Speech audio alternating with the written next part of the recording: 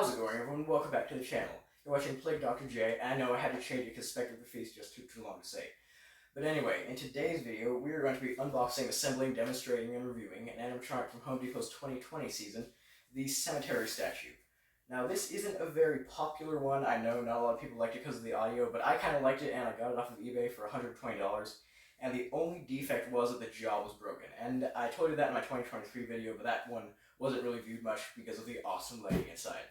But anyways, let's get right to the unboxing.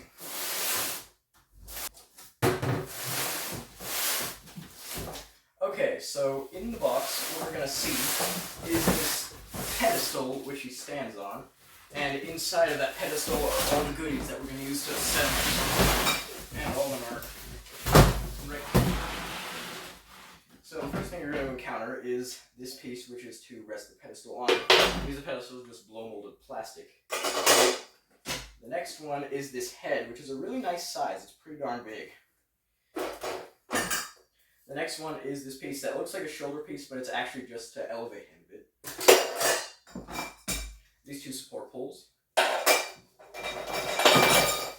And this really convenient body. I really like this because the arms are already attached, and so is the clothes, as well as his cape, and of course this cool sand glass.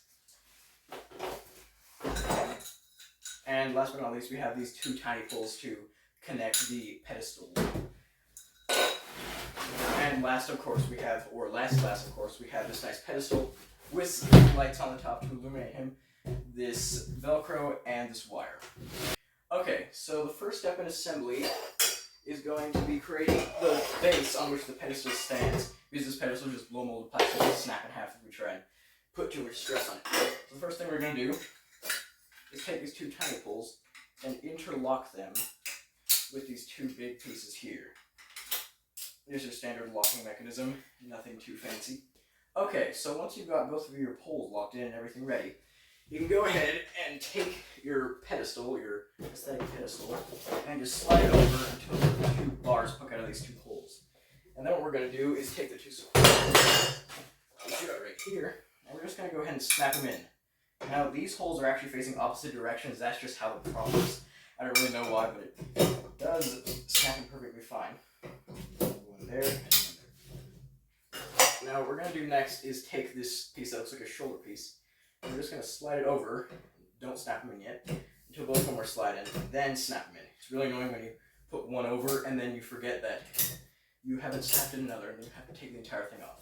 Alrighty, so for this next step, we're just going to go ahead and take this nice piece of cloth and arms and slide it right over our frame here and find the pole that's hidden somewhere in here and just connect it on like so. Now this is a bit tricky. You want to make sure that most of the fabric is over before trying this, otherwise you're going to have a big problem. You want to find the pole and just snap it right on. Now mine did lose a snap, that's why you didn't hear one, but most of them will include a snap.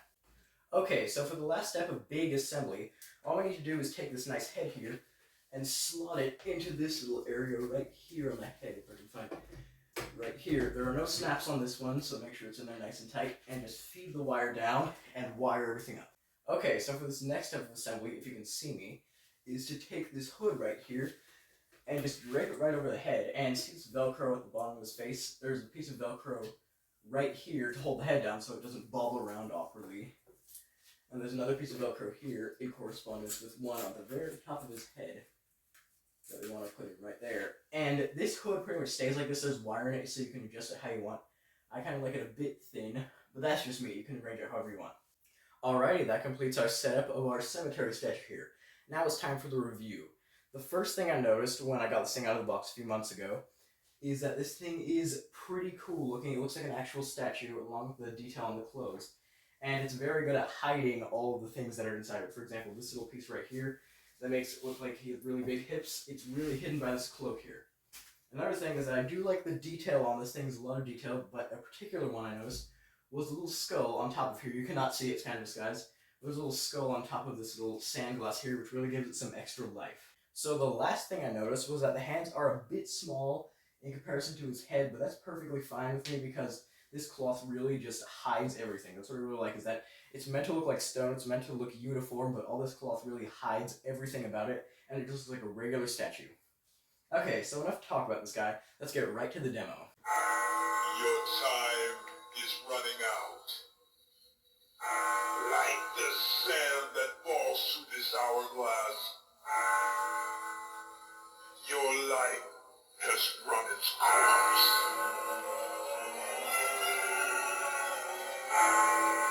There is nothing you can do to stop the sands of time.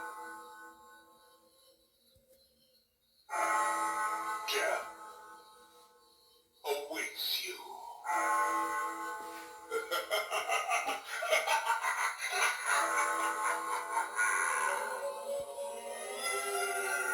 Death awaits you.